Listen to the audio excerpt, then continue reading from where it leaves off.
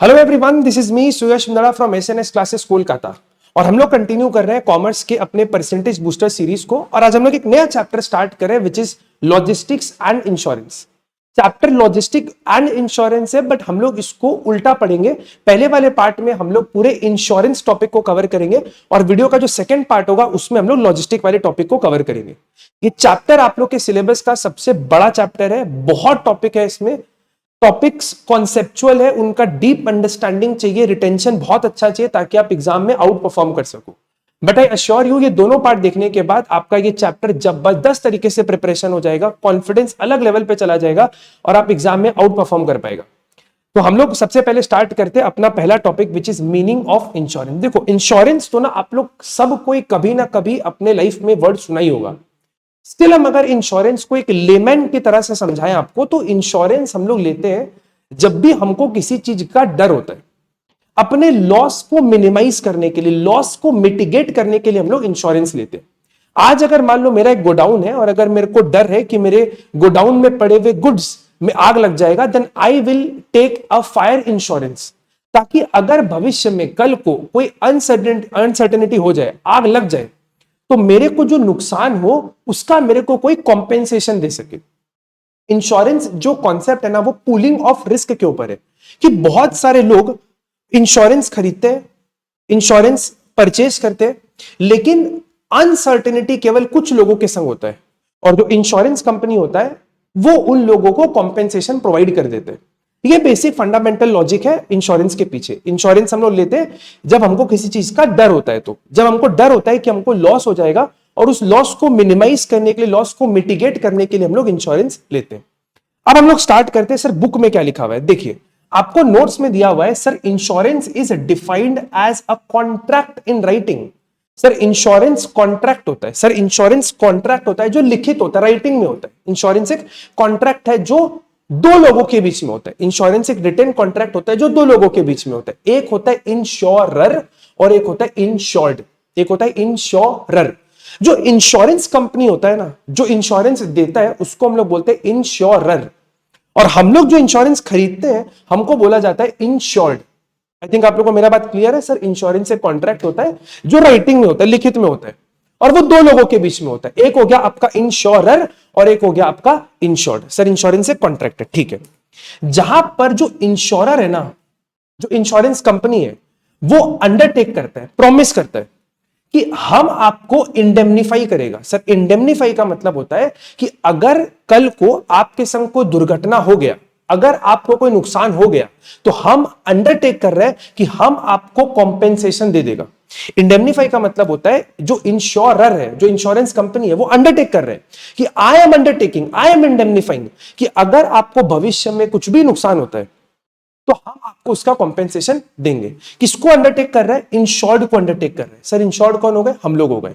In consideration, बदले में आपको भी मेरे को कुछ देना पड़ेगा। हम आपको इंडेमनीफाई कर रहे हैं, हम अंडरटेक कर रहे हैं कि हम आपको इंडेमनीफाई करेगा, आपके नुकसान का कॉम्पेंसेशन देगा, लेकिन बदले में आपको मेरे को कुछ देना पड़ेगा और उस कुछ चीज को हम लोग बोलते हैं प्रीमियम। आपको बदले में प्रीमियम देना पड़ेगा। हम आपको सर किस चीज का गारंटी दे रहे हैं, किस चीज का हम अंडरटेकिंग दे रहे हैं, किस चीज का हम आपको अश्योरेंस दे रहे हैं कि अगर आपको कोई भी नुकसान होता है अनसर्टेन इवेंट के कारण, तो हम आपको उसका कॉम्पेंसेशन दे देगा। सर एक बार फटाफट वापस पढ़ते हैं, इंश्योरेंस क्या होता है। Sir insurance is a contract in writing. Insurance is a contract in writing whereby insurer, जो इंश्योरेंस कंपनी है, इंश्योरर अंडरटेक्स टू इंडेमनीफाई। हम अंडरटेक कर रहे हैं कि हम इंडेमनीफाई करेगा किसको? इंश्योरर को। बदले में हम क्या मांगेगा? इन कंसिडरेशन, बदले मेरे को क्या चाहिए? सर बदले में मेरे को पैसा चाहिए, जिसको हम लोग बोलते हैं प्रीमियम। सर किस चीज का आप इंडेमनीफाई करोगे, किस चीज के अगेंस्ट में कॉम्पेंसेशन दोगे? अगेंस्ट एनी लॉस, कोई भी लॉस होगा उसके लिए हम आपको कॉम्पेंसेशन देंगे। फॉर सम अनसर्टेन इवेंट, अगर आपके संग कोई दुर्घटना घट गया, कोई अनसर्टेन इवेंट हो गया, उसके कारण अगर कोई आपको नुकसान होता है, तो हम आपको उसका कॉम्पेंसेशन दे देंगे। सर जिस कॉन्ट्रैक्ट में सारा बात लिखा होता है उसको हम लोग बोलते हैं इंश्योरेंस पॉलिसी। आई थिंक आप लोगों को इंश्योरेंस वाला टॉपिक समझ में आ चुका है। इंश्योरेंस क्या होता है? कॉन्ट्रैक्ट होता है राइटिंग में, दो पार्टीज इन्वॉल्व है, इंश्योरर और इंश्योर्ड, जहां पर इंश्योरर अंडरटेक करता है कि वो इंश्योर्ड को इंडेमनीफाई करेगा against any losses that arise out of some uncertain event. हम आपको आपके नुकसान का भरपाई कर देंगे। आई थिंक आप लोगों को मेरा बात क्लियर है। आप लोग चाहो तो 2 सेकंड का पॉज लेके इस टॉपिक को एक बार रीड कर सकते हैं। और हम लोग बढ़ते हैं अपने नेक्स्ट टॉपिक पे, जो कि इस चैप्टर का जान है, जहां से आपको एग्जाम में क्वेश्चन आना 100% पक्का है। ये आपको भी समझ में आता है सर ये टॉपिक बड़ा इंपॉर्टेंट है, पढ़ेगा तो आपको भी क्लियर होगा कि सर ये टॉपिक बहुत इंपॉर्टेंट है। सबसे पहले हम लोग बात करते हैं प्रिंसिपल ऑफ इंश्योरेंस। इंश्योरेंस कुछ चीजों पे बेस्ड है। उसका सबसे पहला प्रिंसिपल बोलता है अटमोस्ट गुड फेथ। सर ये प्रिंसिपल बोलता है कि जो दो पार्टीज है ना इंश्योरेंस में, इंश्योरर और इंश्योर्ड, इन दो लोगों के बीच में अटमोस्ट गुड फेथ होना चाहिए। इन दो लोगों के बीच में अटमोस्ट गुड फेथ होना चाहिए। सर अटमोस्ट गुड फेथ कैसे होगा? जब प्रिंसिपल ऑफ इंश्योरेंस बोलता है कि दोनों ही पार्टी का, इंश्योरर और इंश्योर्ड, दोनों के बीच में अटमोस्ट गुड फेथ होना चाहिए। और ये कैसे होगा? तो बोलता है कि दोनों ही पार्टी को एक दूसरे के संग सारा मटीरियल फैक्ट डिस्क्लोज करना पड़ेगा। ये दोनों पार्टी का लीगल ड्यूटी बन जाएगा, लीगल ऑब्लिगेशन बन जाएगा कि वो दोनों एक दूसरे के संग मटीरियल फैक्ट को डिस्क्लोज करे, शेयर करे। It is a legal duty of both the parties to disclose all material fact. जितना भी मटीरियल फैक्ट है वो आपको एक दूसरे के संग डिस्क्लोज करना पड़ेगा। सर मटीरियल फैक्ट क्या होता है? मटीरियल फैक्ट वो फैक्ट होता है जिसके पता होने या ना होने से इंश्योरेंस कंपनी या जो इंश्योरर है उसका रिस्क असेसमेंट बदल जाए। सर क्या बोल रहे हैं डिटेल में समझाइए। 2 मिनट आप मेरे को टाइम देना, हम आपको एकदम विस्तार में समझाएगा। 2 सेकंड टाइम देना। देखिए क्या बोल रहे हैं सर। सबसे पहले दो पार्टी इंवॉल्व है, इंश्योरर और insured. Principle of utmost good faith बोलता है कि दोनों ही पार्टी का ये लीगल ऑब्लिगेशन होगा, दोनों ही पार्टी के ऊपर ये लीगल ऑब्लिगेशन है कि वो एक दूसरे के संग सारा मटीरियल फैक्ट को डिस्क्लोज करे। Sir, now what is material fact? Material fact is such a fact that changes the degree of assessment of risk. मतलब एक ऐसा बात जो अगर आपको पता हो या ना पता हो तो आपका रिस्क का असेसमेंट बदल जाए। फॉर एग्जाम्पल, मान लो आप एक फायर इंश्योरेंस लेने जा रहे हो, मान लो आप एक फायर इंश्योरेंस लेने जा रहे हो और आपका क्रैकर्स का फैक्ट्री है, क्रैकर्स पटाखों का फैक्ट्री है। बट आपने मान लो इंश्योरेंस वाले को ये बात नहीं बताया, आपने उसको बताया कि हमारे कपड़े का फैक्ट्री है। अब आप एक चीज सोच के देखो, एक बिजनेसमैन कपड़ा बेचता है और एक बिजनेसमैन क्रैकर्स बेचता है। दोनों में से ज्यादा आग लगने का संभावना किसमें, कहां पर रिस्क ज्यादा है? फायर का रिस्क कहां पर ज्यादा है? सर ऑब्वियस सा बात है, क्रैकर्स वाली फैक्ट्री में रिस्क ज्यादा है आग लगने का। तो अगर मैं एक फायर इंश्योरेंस बेचूं, I as an insurance company, अगर मैं फायर इंश्योरेंस पॉलिसी बेचूं एक कपड़े बनाने वाली कंपनी को, तो मेरा रिस्क कम है। बट अगर मैं फायर इंश्योरेंस पॉलिसी बेचूं एक क्रैकर बनाने वाले फैक्ट्री को, तो मेरा रिस्क ज्यादा है। तो ये क्या हो गया? ये एक मटीरियल फैक्ट था। जैसे फॉर एग्जांपल, अगर आप हेल्थ इंश्योरेंस लेने के लिए जा रहे हैं, अगर आप मेडिक्लेम लेने जा रहे हैं और एक ऐसा बंदा है जो बिल्कुल फिट है, उसमें कोई बुरा आदत भी नहीं है, बट एक बंदा ऐसा है जिसमें काफी बुरा आदत है, वो ड्रिंक करता है, स्मोक करता है, एक बार हार्ट अटैक भी आ चुका है। क्या ये सब बात पता होना कि वो बंदा ड्रिंक करता है, स्मोक करता है, एक बार हार्ट अटैक आ चुका है, क्या इंश्योरेंस कंपनी के रिस्क को बढ़ा नहीं देगा? 100% सर बढ़ा देगा। तो इन सारी चीजों को हम लोग बोलते हैं मटीरियल फैक्ट, जो आपके डिग्री ऑफ रिस्क ज्यादा है कम है उसके असेसमेंट को बदल दे। सर एक बार पढ़ते हैं क्या लिखा हुआ है। Insurance contract is based on utmost good faith. Sir utmost good faith दोनों का होना चाहिए, मतलब मेरे को भी सारा बात आपको डिस्क्लोज करना है, आपको भी सारा बात मेरे को डिस्क्लोज करना है, इंश्योरर को भी बताना है और इंश्योर्ड को भी बताना है। और ये उन लोगों का लीगल ड्यूटी है। It is a legal duty of the proposer, जो इंश्योरेंस लेने जा रहे हैं, to disclose all material fact, सारा मटीरियल फैक्ट आपको बताए। सर मटीरियल फैक्ट क्या होता है? मटीरियल फैक्ट वो फैक्ट होता है जो आपके डिग्री ऑफ रिस्क के असेसमेंट को बदल दे, which affects the judgment of degree of risk का assessment. Material fact वो होता है that affects the judgment of the insurer in assessing the degree of risk. मेरे रिस्क के असेसमेंट को बदलने का पावर रख दे कि हो सकता है ये बात पता हो तो रिस्क ज्यादा हो, ये बात ना पता हो तो मेरे को लगे रिस्क कम है। अगर सर आपने कोई मटीरियल फैक्ट को हाइड किया तो क्या होगा? बोला if any party to the contract, जो प्रपोजर है या जो इंश्योर्ड, दोनों या इंश्योरर, दोनों में से किसी ने भी अगर कोई भी मटीरियल फैक्ट को कंसील किया, छुपाने का कोशिश किया या बताया नहीं, तो जो दूसरा वाला पार्टी है वो इस कॉन्ट्रैक्ट को रेप्रुडिएट कर सकता है, कॉन्ट्रैक्ट को कैंसिल कर सकता है। अगर सर दोनों पार्टी में से भी किसी ने भी मटीरियल फैक्ट को डिस्क्लोज किया, मटीरियल फैक्ट को कंसील किया, कोई फैक्ट बताया नहीं, तो जो दूसरा पार्टी है वो कॉन्ट्रैक्ट को रेप्रोडिएट कर सकता है, कॉन्ट्रैक्ट को कैंसिल कर सकता है। आई थिंक आप लोगों को समझ में आ चुका होगा कि अटमोस्ट गुड फेथ क्या होता है। सर अटमोस्ट गुड फेथ का सिंपल मतलब होता है कि जो दोनों पार्टीज टू कॉन्ट्रैक्ट है उनको एक दूसरे के संग सारा मटेरियल फैक्ट डिस्क्लोज करना चाहिए, सारा इंफॉर्मेशन बताना चाहिए। Principle of insurance, insurance utmost good faith पे बेस्ड है, दोनों को एक दूसरे के संग सारा मटेरियल फैक्ट शेयर करना चाहिए, उनका लीगल ड्यूटी है। सर मटेरियल फैक्ट क्या होता है? जो आपके डिग्री ऑफ रिस्क के असेसमेंट को बदल दे। और अगर आपने कोई मटेरियल फैक्ट को हाइड कर लिया, कोई मटेरियल फैक्ट को डिस्क्लोज कर लिया, मटेरियल फैक्ट को कंसील किया, विथहेल्ड किया, तो जो दूसरा पार्टी है वो कॉन्ट्रैक्ट को रेप्रोडिएट कर सकता है, कॉन्ट्रैक्ट को कैंसिल कर सकता है। आई थिंक आप लोगों को मेरा बात समझ में आ चुका है। चाहो तो एक बार आप लोग वीडियो को पॉज कर लो और एक बार आंसर को रीड कर सकते हैं। हम लोग आगे बढ़ते हैं। Sir what do you mean by insurable interest?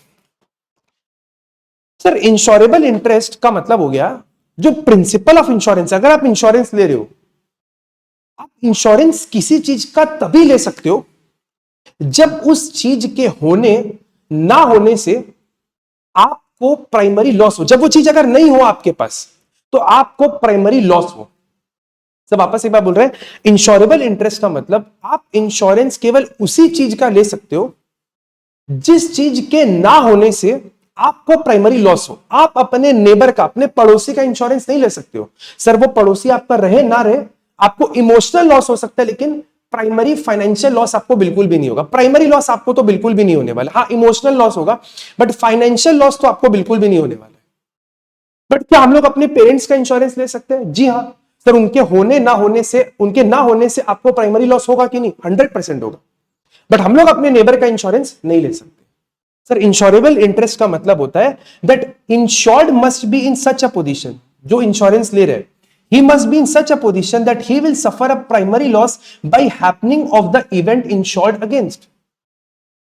जिस चीज का आपने इंश्योरेंस लिया है उसके ना होने से आपको प्राइमरी लॉस। अब अगर किसी इंश्योरेंस के कॉन्ट्रैक्ट में इंश्योरेबल इंटरेस्ट ही नहीं है, जैसे फॉर एग्जांपल आपने अपने पड़ोसी का इंश्योरेंस लिया, आपने अपने पड़ोसी का इंश्योरेंस लिया, क्या आपका अपने पड़ोसी में इंश्योरेबल इंटरेस्ट है? The answer is no. आपको कोई प्राइमरी लॉस नहीं होगा।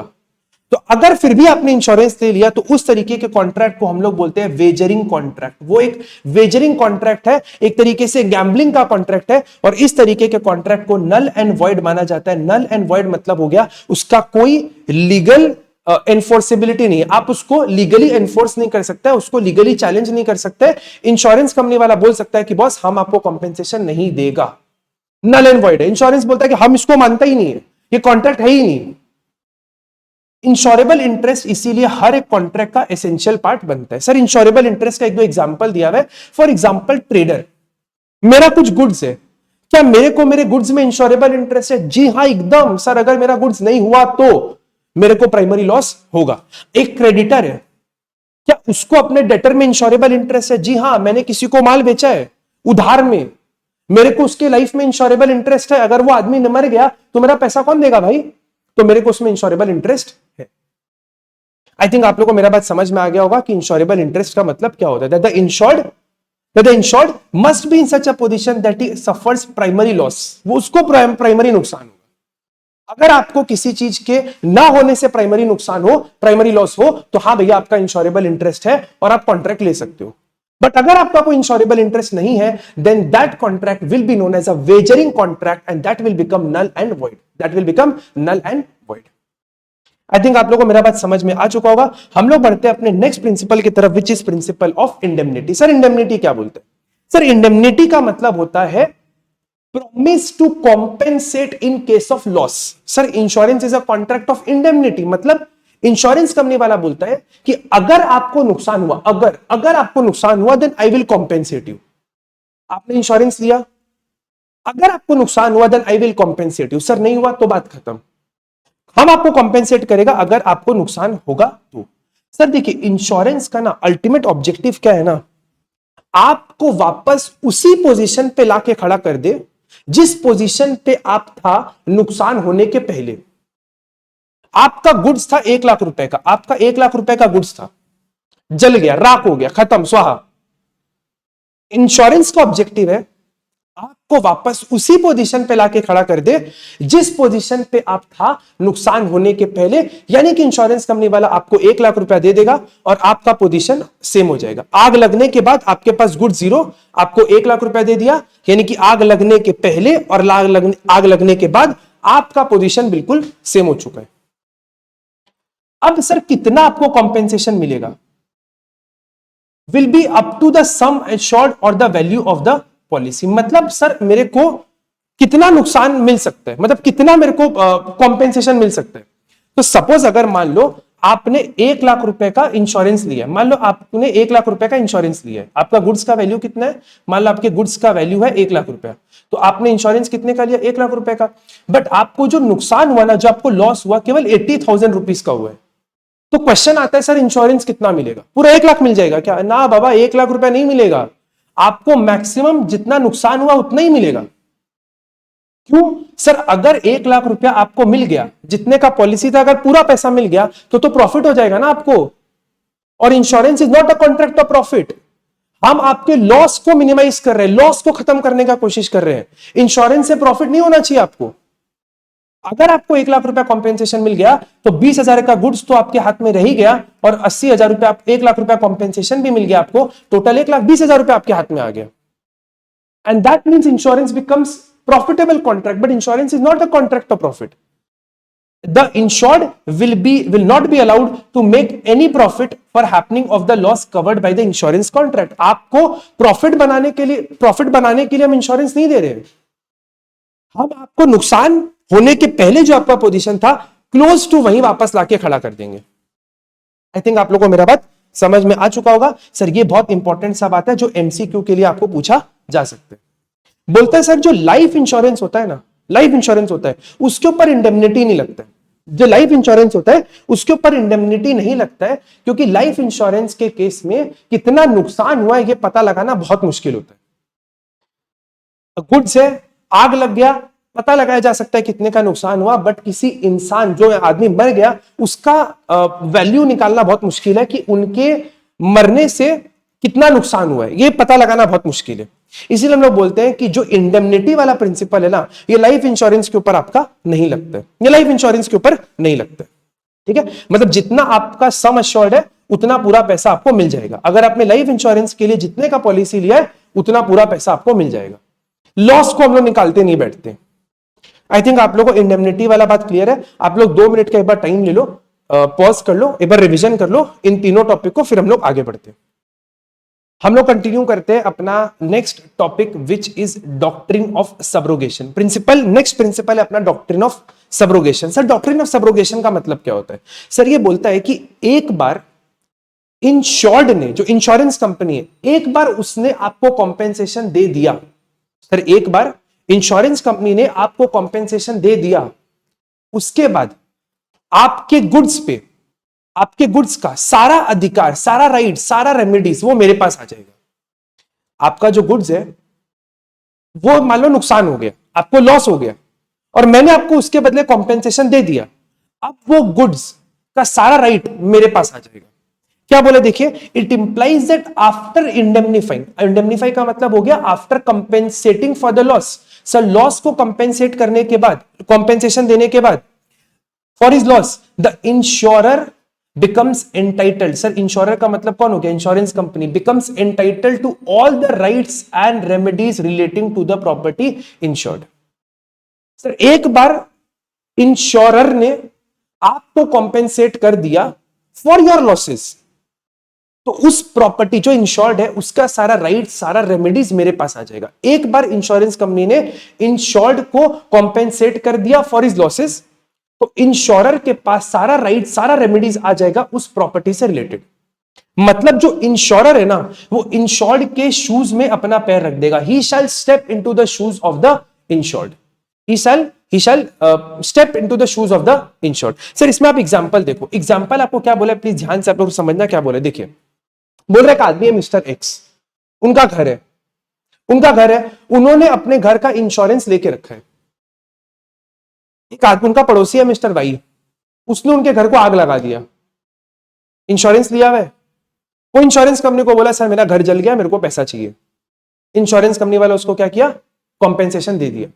ध्यान रखना, आप स्टोरी समझो, कॉम्पेंसेशन दे दिया।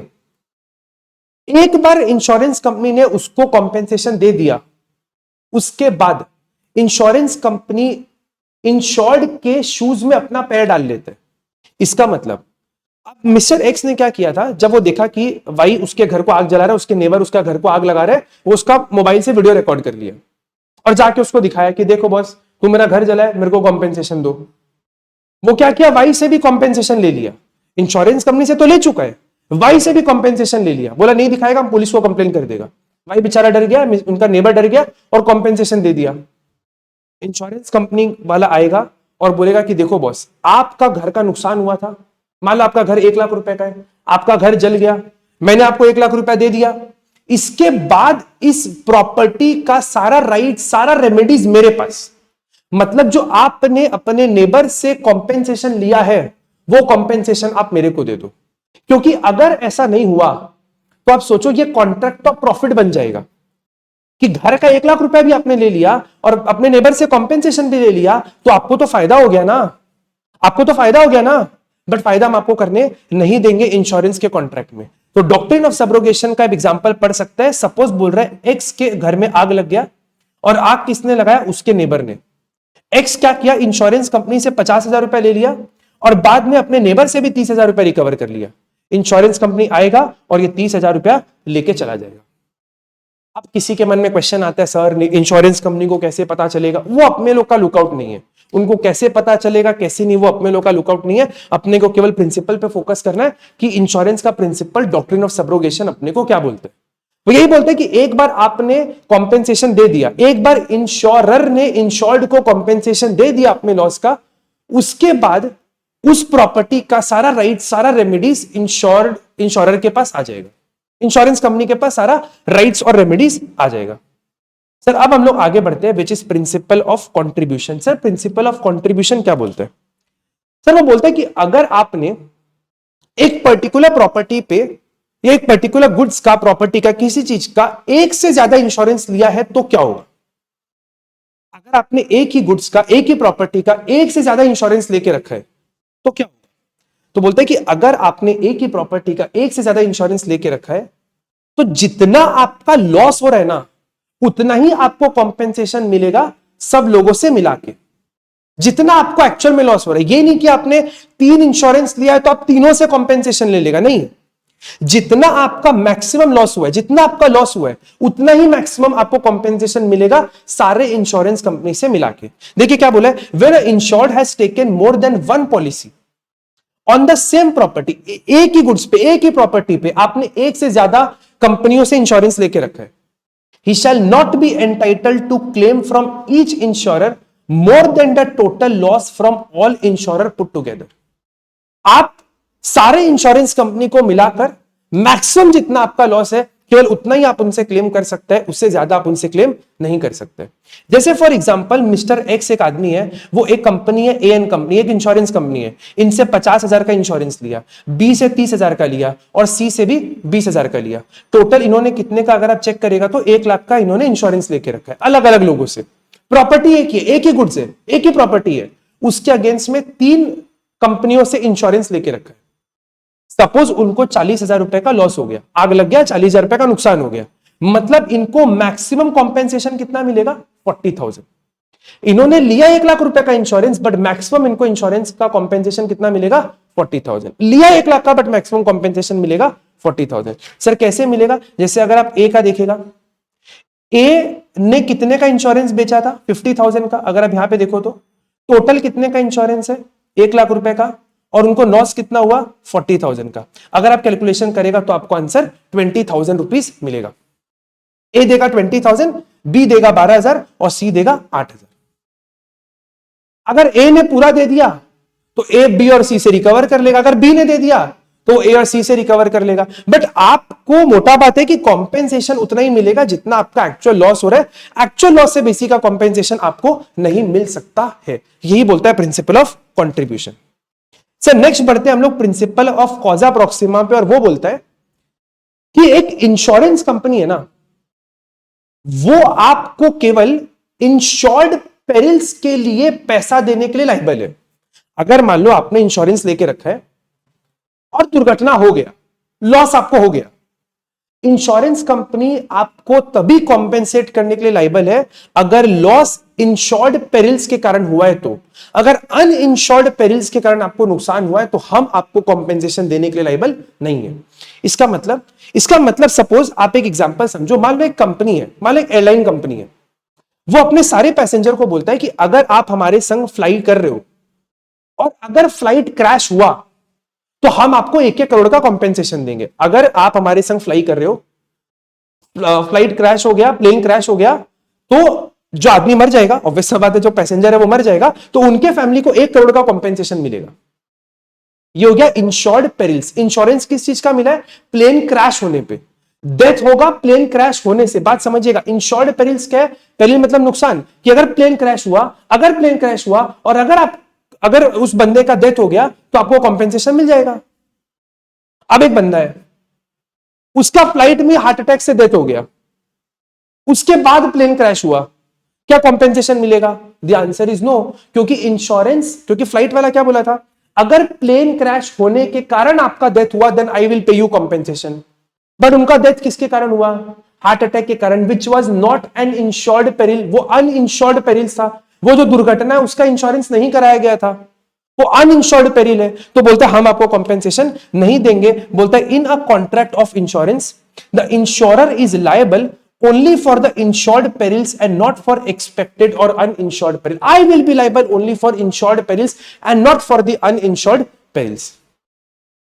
Only immediate cause, मतलब जिसके कारण, मतलब प्लेन क्रैश होना, and not the remote cause, heart attack, shall is to be taken notice of. जब भी आपका लाइबिलिटी निकाला जाएगा, जब भी हम निकालेंगे कि मेरे को कितना पैसा आपको देना है, तो हम लोग केवल इमीडिएट कॉज को चेक करेंगे, रिमोट कॉज को चेक नहीं करेंगे। हम लोग ये देखेंगे कि क्या फ्लाइट क्रैश होने के कारण बंदे का डेथ हुआ है क्या नहीं। अगर फ्लाइट क्रैश होने के कारण बंदे का डेथ हुआ है तो हम आपको कॉम्पेंसेशन देंगे, अदरवाइज माफी चाहते हैं बट आपको कोई कॉम्पेंसेशन नहीं दिया जा सकता है।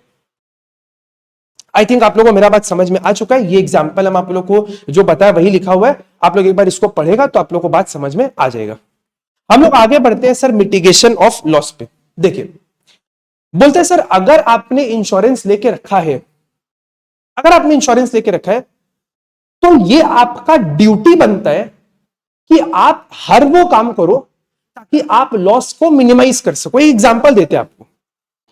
सपोज मान लो एक आदमी का घर है, इंश्योरेंस लिया हुआ है, फायर इंश्योरेंस।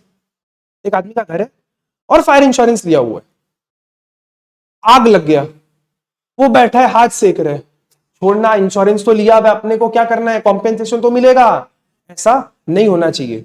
आपका जस्ट बिकॉज इंश्योरेंस लिया हुआ है आप बैठ के तमाशा नहीं देख सकते हैं, आपको कोशिश करना चाहिए लॉस को मिनिमाइज करने का, लॉस को मिटिगेट करने का। एक सामान्य इंसान की तरह, एक प्रूडेंट इंसान की तरह, सूझबूझ विवेक वाला इंसान जैसे काम करता है, आपको उसी तरीके से एक्ट करना चाहिए। केवल इस बात पे कि हाँ मेरे पास तो इंश्योरेंस है तो हमको कुछ करने का जरूरत नहीं है, कंपनी तो कॉम्पेंसेशन देगा ही, आपको इस एटीट्यूड पे काम नहीं करना चाहिए। तो क्या बोलता है, it is the duty of the insured to take all possible steps to minimize the loss or damage in case of a mishap। बोलता है ये ड्यूटी होगा इंश्योर्ड का, जो जिसने इंश्योरेंस लेके रखा है उसको हम लोग बोलते हैं इंश्योर्ड। ये उसका ड्यूटी है कि वो हर पॉसिबल स्टेप ले अपने लॉस को मिनिमाइज करने के लिए।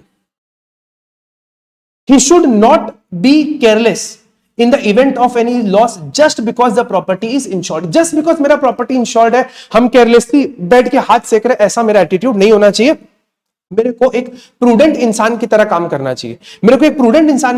करना चाहिए, रीजनेबल एफर्ट लेना चाहिए अपने प्रॉपर्टी को सेव करने के लिए। कि आप ऐसे बिहेव करो एज इफ अगर आपके पास इंश्योरेंस नहीं होता तो आप क्या करता। सर अगर इंश्योरेंस नहीं होता तो हम जा करके, अगर मेरे पास इंश्योरेंस नहीं होता तो हम जा करके अपने वैल्यूएबल चीजों को निकालने का कोशिश करता, तो वो चीज आपको करना चाहिए। Mitigation of loss. I think आप लोगों को मेरा बात समझ में आ चुका है और हम लोग बढ़ते हैं अब इस चैप्टर के लास्ट टॉपिक पे, which is types of insurance. फटाफट देखिए, लास्ट टॉपिक है टाइप्स ऑफ इंश्योरेंस। बड़ा सिंपल सा टॉपिक है, केवल आपको यहां पर इसका मीनिंग पढ़ना है और कुछ भी नहीं पढ़ना है। एज पर रिड्यूस सिलेबस के हिसाब से केवल आपको इसका मीनिंग पढ़ना है और कुछ भी नहीं पढ़ना है। देखिए क्या बोल रहे हैं, बोलता है sir what is life insurance. देखिए लाइफ इंश्योरेंस भी एक कॉन्ट्रैक्ट ही है। इतना देर से जो हम लोग पढ़ रहे हैं इंश्योरेंस, लाइफ इंश्योरेंस भी एक कॉन्ट्रैक्ट ही है। Life insurance is a contract in writing.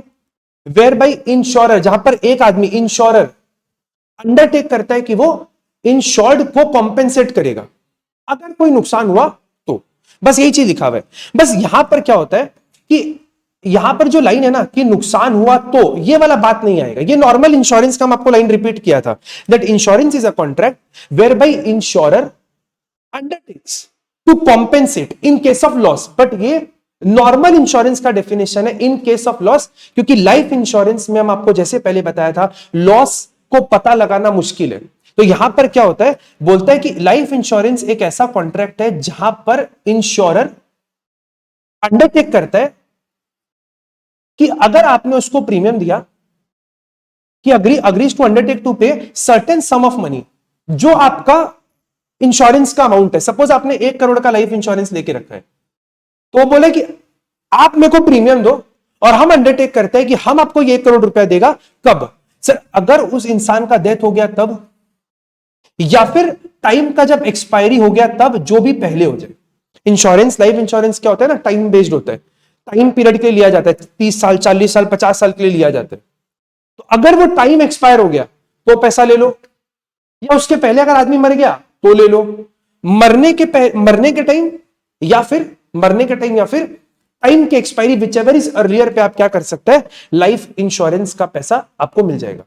तो सर लाइफ इंश्योरेंस क्या हो गया? Life insurance is a contract जहां पर इंश्योरर अंडरटेक करता है कि वो आपको सर्टेन सम ऑफ मनी देगा। आप प्रीमियम दो और हम अंडरटेक कर रहे हैं कि हम आपको सर्टेन सम ऑफ मनी देगा, या तो डेथ के केस में या फिर expiry of the time period which ever is earlier. Sir जो प्रीमियम है ना, वो आप या तो सालाना दे सकते हैं, या तो आप उसको एनुअल दे सकते हैं, आप उसको हाफ ईयरली दे सकते हैं, आप क्वार्टरली, मंथली, जैसे भी आपको देना आप दे सकते हैं। बट रेगुलरली आपको पे करना पड़ेगा, रेगुलर आपको देना पड़ेगा। और sir life insurance is not a contract of indemnity, ये हम लोग पहले ही बात कर चुके। Life insurance is not a contract of indemnity, क्योंकि लॉस को पता लगाना मुश्किल है। बस डेथ हो या वो टाइम एक्सपायर हो जाए, विचएवर इज अर्लियर, वहां पर हम आपको कॉम्पेंसेशन जो है वो प्रोवाइड कर देंगे। आगे बढ़ते हैं सर हम लोग, what is health insurance? Sir health insurance क्या होता है? बोलते हैं सर हेल्थ इंश्योरेंस एक ऐसा इंश्योरेंस होता है जो आपको डिजीज से, हेल्थ के डिजीज से प्रोटेक्शन प्रोवाइड करता है। सर डिजीज तो इंसान को आएगा ही, हम आपको क्या करेंगे, उससे प्रोटेक्शन प्रोवाइड करेंगे। अगर आपका कोई इलनेस हो गया, कोई बीमारी हो गया, हॉस्पिटलाइजेशन हो गया, तो हम आपको उसके अगेंस्ट में कॉम्पेंसेशन दे देंगे। In case of ill health, the insured person receives treatment और hospitalisation cost up to the insured amount. अगर आपने लाइफ इंश्योरेंस लेके रखा है और अगर खुदा ना खास्ता कभी उस इंसान को हॉस्पिटल में भर्ती करना पड़ जाए, तो हम क्या करेंगे, आपको उसका कॉम्पेंसेशन दे देंगे up to the insured amount. Up to the insured amount का मतलब, सपोज आपने 2 लाख रुपए का हेल्थ इंश्योरेंस लिया, लेकिन आपका जो हॉस्पिटल का बिल आया वो मान लो 80,000 रुपीज का आया, तो आपको कॉम्पेंसेशन कितना मिलेगा? आपको सर कॉम्पेंसेशन केवल 80,000 का मिलेगा। Up to the insured amount हम आपको कॉम्पेंसेशन प्रोवाइड कर देंगे। ये वर्ड आप लोग शायद कभी अपने लाइफ में सुना होगा, मेडिक्लेम। मेडिक्लेम एक बहुत पॉपुलर टाइप का हेल्थ इंश्योरेंस है। यहां पर बेसिकली क्या होता है, जब भी कोई इंसान हॉस्पिटल में एडमिट होता है तो उसको कैशलेस ट्रीटमेंट मिलता है। कैशलेस ट्रीटमेंट मतलब अगर कोई इंसान बीमार पड़ गया, आप हॉस्पिटल में जाओ, अपना मेडिकल ट्रीटमेंट कराओ, जब बिल आएगा तो इंश्योरेंस कंपनी वाला डायरेक्टली उस बिल को पे कर देगा। आपको कुछ पैसा देने का जरूरत नहीं है, आपको कुछ पैसा देने का जरूरत नहीं है, वो डायरेक्टली आपके मेडिकल कॉस्ट का, ट्रीटमेंट का जो पैसा है वो पे कर देगा, डायरेक्टली हॉस्पिटल वाला को पे कर देगा। आई थिंक आप लोगों को हेल्थ इंश्योरेंस समझ में आ चुका है। डिजीज से प्रोटेक्शन आपको प्रोवाइड कराता है। सिर्फ फायर इंश्योरेंस और मरीन इंश्योरेंस 2 टॉपिक है, जो कि बड़ा सिंपल सा टॉपिक है, सेम टोन पे टॉपिक है। दोनों का आप राइटिंग पैटर्न देखेगा एक ही है, it is a contract in writing whereby insurer, same line हर एक में पढ़ रहे, whereby the insurer in consideration of premium, premium दो, अंडरटेक करता है कि वो आपको इंडेमनीफाई करेगा अगर आपको कोई नुकसान हुआ तो। लाइफ इंश्योरेंस में लाइन हम लोग नहीं पढ़ते, लेकिन फायर इंश्योरेंस में अगर आपको नुकसान हुआ तो, और वो भी बिकॉज बाय एक्सीडेंटल फायर। अगर एक्सीडेंटल फायर के कारण आपको कोई नुकसान हुआ तो हम आपको उसका डैमेज का कॉम्पेंसेशन प्रोवाइड करेंगे। जितना भी डैमेज होगा, जितना भी लॉस होगा, उसका हम आपको कॉम्पेंसेशन प्रोवाइड करेंगे। आप प्लीज लाइन फटाफट वापस पढ़ लो, क्या लिखा हुआ है, it is a contract whereby, it is a contract whereby the insurer undertakes to indemnify the owner of the property for any loss और damage caused by accidental fire. अगर आपको कोई नुकसान हो गया तो हम आपको उसका कॉम्पेंसेशन प्रोवाइड करेंगे। फायर इंश्योरेंस नॉर्मली 1 साल का होता है, ये आप मरीन में भी लिख सकते हैं, नॉर्मली सारा इंश्योरेंस 1 साल का ही होता है। और आपको जितना आपका एक्चुअल लॉस हुआ है उतना का आपको कॉम्पेंसेशन मिल जाएगा, जितना आपका एक्चुअल लॉस हुआ उतना का आपको कॉम्पेंसेशन मिल जाएगा। बट हाँ, subject to the amount of insurance. Subject to the amount of insurance का मतलब होता है, सपोज आपने 1 लाख का इंश्योरेंस लिया, लेकिन आपको मान लो नुकसान 1.5 लाख का हो गया। आपने इंश्योरेंस कम का लेके रखा है लेकिन आपको नुकसान 1.5 लाख का हो गया, तो मैक्सिमम कितना कॉम्पेंसेशन मिलेगा सर? 1 लाख रुपए। जितने का इंश्योरेंस लेके रखा है मैक्सिमम उतना पैसा आपको मिल सकता है, या तो जितना का नुकसान हुआ उतना मिल जाएगा, बट अगर नुकसान ज्यादा का हो गया तो जितना का आपने इंश्योरेंस लिया उतना का आपको कॉम्पेंसेशन मिल जाएगा। सबमरीन इंश्योरेंस भी सेम इंश्योरेंस है। इट इज अ कॉन्ट्रैक्ट जहां पर इंश्योरर इंडेमनीफाई करता है कि वो आपको कॉम्पेंसेशन प्रोवाइड करेगा, बट ऑन अकाउंट ऑफ किस किस चीज के लॉस के कारण? Indemnify the insured for loss और डैमेज टू द शिप। अगर आपके शिप में कोई नुकसान हुआ तो हम पैसा दे देंगे, अगर आपके कार्गो जो आप उसका सामान है शिप का उसमें कोई नुकसान हुआ तो दे देंगे, और अगर आपका फ्रेट का नुकसान हुआ, जो भाड़े का नुकसान हुआ, तो भी हम उसका दे देंगे बिकॉज ऑफ मरीन एडवेंचर। कुछ भी अगर नुकसान होता है मरीन एडवेंचर के कारण, शिप जा रहा है, कुछ भी नुकसान अगर होता है, चाहे आपके शिप में नुकसान हो, चाहे कार्गो में इंश्योरेंस नुकसान हो, चाहे फ्रेट का इंश्योरेंस हो, हम आपको उसके बदले कॉम्पेंसेशन प्रोवाइड कर देंगे। सर ये भी नॉर्मली 1 साल का ही होता है, नॉर्मली 1 साल का होता है, या आप कभी कभी एक पर्टिकुलर वॉयज का भी ले सकते हैं। जब आपका एक पर्टिकुलर शिप जा रहा है तो आप उसका भी इंश्योरेंस ले सकते हैं, या आप पूरे साल का भी इंश्योरेंस ले सकते हैं, पीरियड का इंश्योरेंस ले सकते हैं, आपका इच्छा है। इसी के संग हम लोग कंप्लीट कर चुके हैं अपने इंश्योरेंस वाले टॉपिक को। थोड़ा सा एग्जॉस्टिव सेशन था आपका, बिना स्पीड बढ़ाए आप सुनना, कहीं डाउट हो तो रिवाइंड करो, वापस एक बार उसको रिकॉल करो। हम लोग नेक्स्ट सेशन में मिलते हैं, नेक्स्ट वीडियो में मिलते हैं, जहां पर हम लोग स्टार्ट और कंप्लीट करेंगे लॉजिस्टिक वाले चैप्टर को। Till then take care, thank you, पढ़ते रहो आप लोग। हम लोग मिलते हैं अपने नेक्स्ट वीडियो में। Bye bye, take care, thank you.